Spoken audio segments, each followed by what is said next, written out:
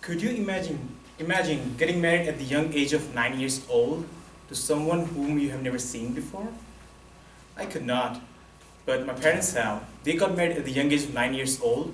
They're 55 now and they're happily married. But just think about this. You're married at the age of 9 years old, you play Uno cards together, you lose, and the bride is like, Mom, I don't like the groom anymore. He's beating me. I need a new groom. It don't happen here.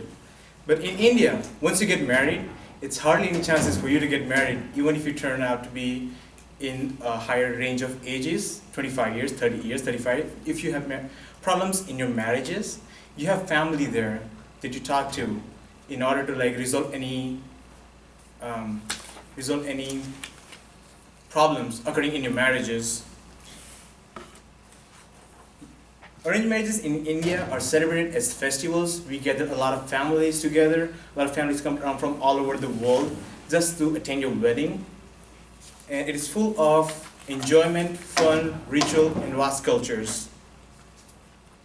Hi, my name is Priya Ravi Kumar Singh. I have lived in India for 22 years old, and in this room, I might be the best bet for any one of you guys to give a proper example and information about the arranged marriages in India.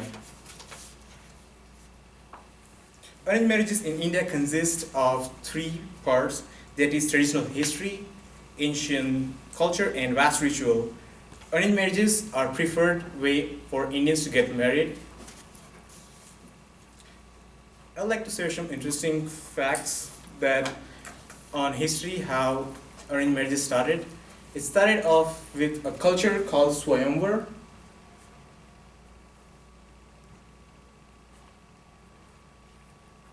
Swayamvar. Swayamvar is divided in two different words. Swayam means self, Var means groom. It was an act where a female organizes her own wedding with permission of her parents, where eligible bachelors are brought into the room and the bride can choose her own husband depending on the looks, on the money he earns, or on one of the activities that the bride challenges for the grooms to do.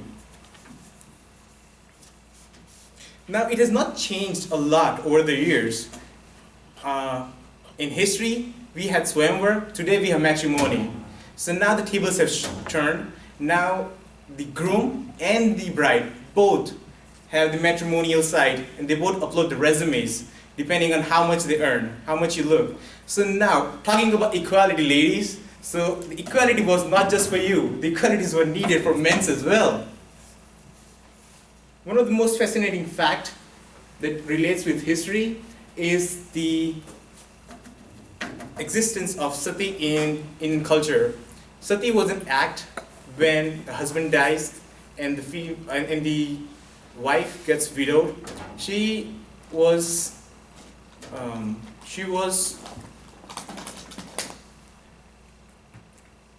Sati sacrifices her life after her husband's death.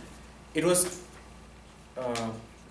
considered to be heroic and it was voluntary, but then it later on became forced practice, and it was removed by British Empire when they conquered India during 1700s and 1800s.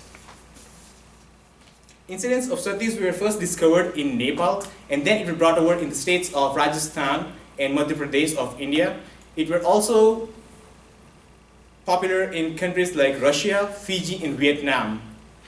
Johor was one of the most fascinating facts that happened between the kings and queens.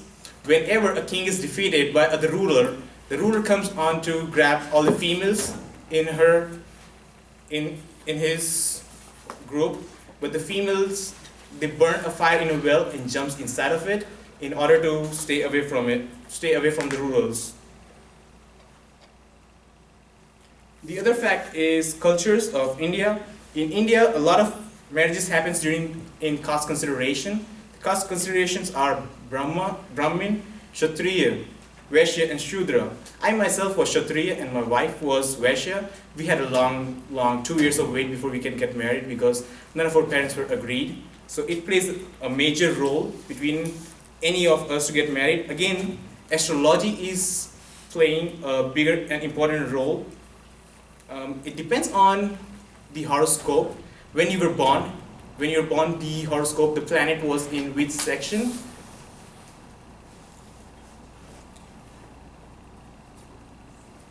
And depending on which, even if you select a guy or girl, if your horoscope does not match, the Indian parents would not let you get married together.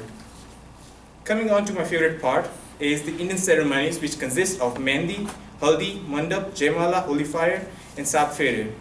Now, henna is Mehndi, a function where all the brides and bridesmaids are required to have Mehndi, the henna on their hand. It is to be known that darker the henna, the stronger the marriage is. Now, Mandap is where a bride walks into the groom, under which Hindu Vedic ceremonies are held, and it consists of 4 pillars. 4 pillars, each pillar represents the parents of groom and the bride. Saat Feres are the 7 vows that a husband and a wife takes, or a groom and bride takes around the holy fire. The 7 feras are 7 vows that are taken,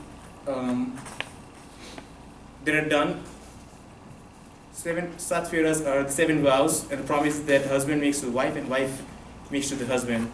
Hiding shoes is the best part of the wedding, where bridesmaids, instead of tossing up the bouquet, they take groom's shoes when the wedding ceremony is about to be started, and they hide the shoes, and it's bad luck for a groom to come out without the shoes. And in order to return the shoes, the bride can ask money or any kind of compensation for that. That'll be it.